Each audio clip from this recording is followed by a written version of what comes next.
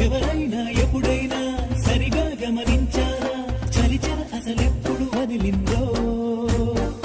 అణువణువు మురిసేలా చిగురాసలు మెరిసేలా తొలిసెగుణం ఎప్పుడు ఎదురైందో చూస్తూనే ఎక్కడి నుంచో చైత్రం కదిలొస్తుంది పొగ మంచును కోపం